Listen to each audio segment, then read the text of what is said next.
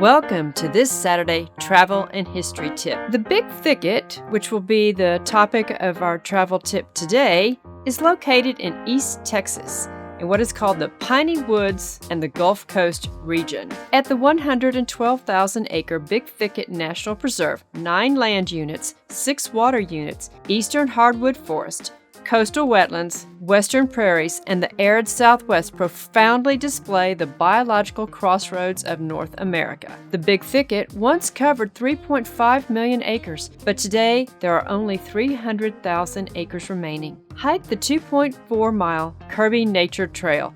There's an outer loop and an inner loop with dangling rattan vines, stoic magnolia trees, and a cypress slough loaded with cypress knees. And if you don't know what cypress knees are, you'll definitely see what they are in this video. Along the pitcher plant trail loop, see pitcher plants, sundews, bladderworts, and butterworts.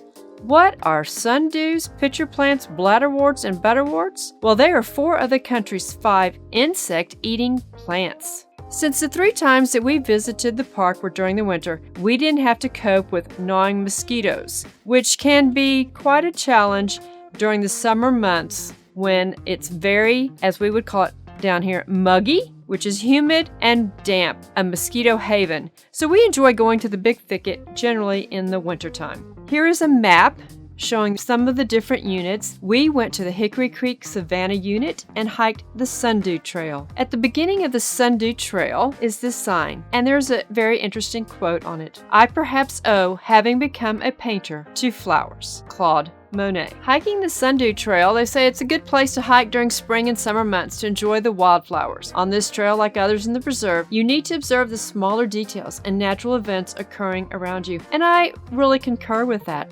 There is so much detail and beauty in God's creation that we need to appreciate and enjoy. And we did hear a lot of birds singing and chirping in the forest canopy.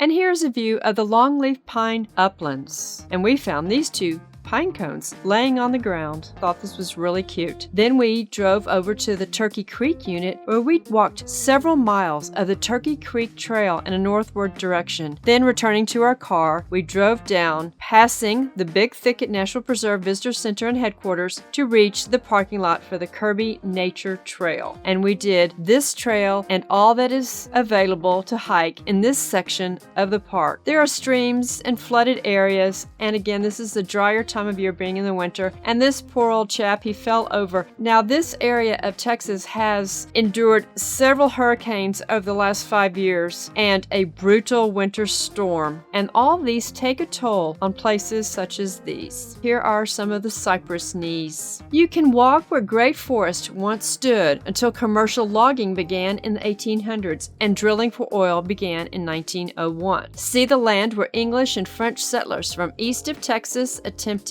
cotton plantations, but all failed before the mid-1800s. Boomtowns later cropped up around lumber mills, but as logging played out, they faded into the thicket. Oil exploration replayed the boom and bust cycle, but is still very active. And as you can see, modern innovations as you explore the Big Thicket from the National Park Service park map. The thicket and the cypress sloughs, the watery bogs along the trails are just beautiful, and the reflections are amazing. This one section had all these fallen trees that had been covered in moss and lichens. American history.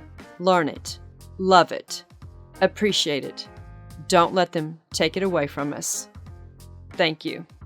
If you enjoy these Saturday travel and history tips, I want to encourage you to consider purchasing my Unclassic Road Trip series, Off and On the Beaten Path. There's an Eastern edition, a Central edition, and a Western edition.